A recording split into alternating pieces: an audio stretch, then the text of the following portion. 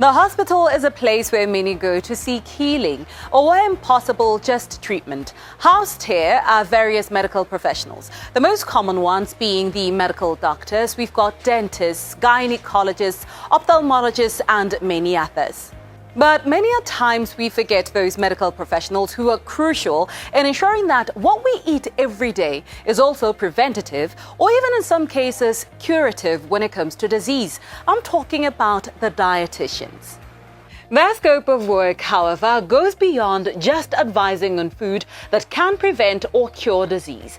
Did you know that food given to ICU patients through a tube is prepared by dietitians?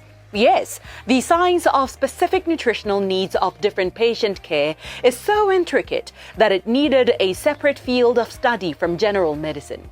In essence, the lives of many patients who are unable to do for themselves what you and I can are in the hands of not only the GP, but dietitians as well. In spite of its very clear importance, the profession of dietetics is not one that is so common. To date, there are about 520,000 registered dietitians in countries with members of the International Confederation of Dietitians Association. These are doctors who use food to treat disease, and so to say theirs is a skill that is highly required in society would be an understatement. So then, why aren't there as many professionals in this field as one would expect? Is the study of dietetics so cumbersome that it bemuses prospective scholars from pursuing it? Kind enough to afford us her time is Dr. Maleboho Eluya, affectionately known as Dr. Lebo, who runs her own dietetics clinic in Gaborone. Dr. Lebo firstly shares with us how she herself got interested in this field. It's a tricky question because, like any other story behind your career, it was by accident. Actually, my parents, they relocated to the US. By then, I was studying business and accounting. And I guess with more exposure to career opportunities, I started getting very adventurous. I'm a science person, so a friend of mine told me, you know what, there's a career fair, at one of the universities. Would you like to come? By then, I was already studying business and accounting, and I thought, maybe I should.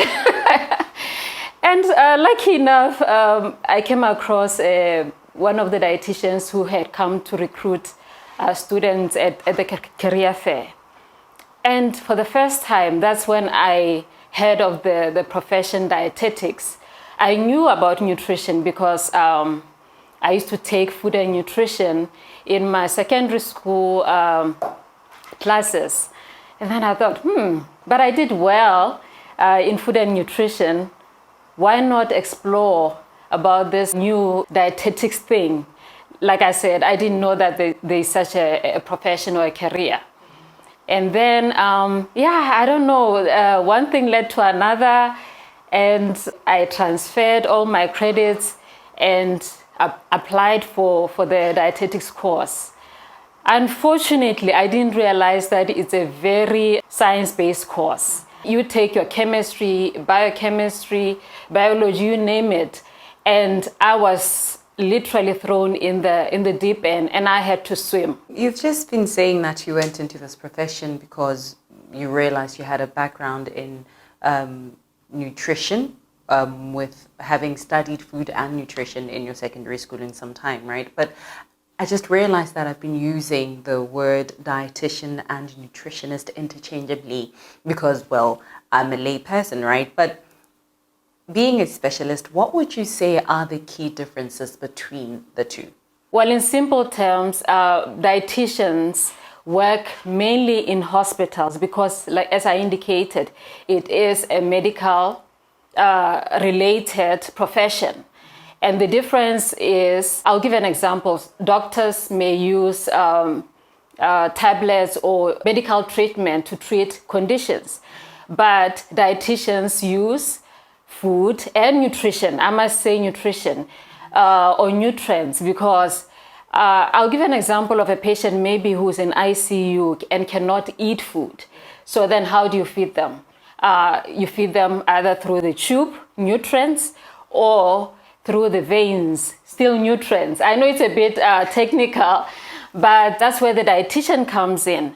But nutritionists work mainly in public health sectors, in the preventative side of disease rather than in curative part of disease. In your experience practicing in this field, what would you say you've learned about the relationships that people have with food that shaped their realities, whether these people are accomplished or not, or successful or not? I used to assume that everyone knew everything about food because everyone eats.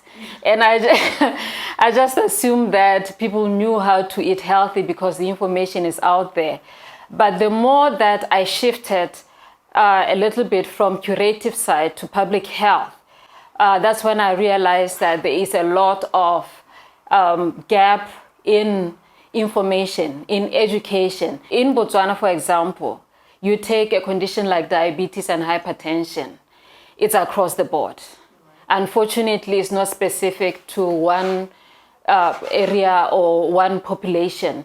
And what is scary is that even the younger population, I'm seeing a lot of, should I say, middle-aged adults who are having diabetes and hypertension. Historically, we're thinking that our grannies are the ones who are getting diabetes. But unfortunately, as I indicated, I'm seeing a lot more of young adults with these conditions. Food in the workplace. How do you think we should relate the two? Assumption is that we need food to fuel the body, which is true. But then we have to understand that there are different types of occupations. And with those different types of occupations, it determines which type of food that one needs. Somebody who's in the office, for example, the whole day, 8 hours seated,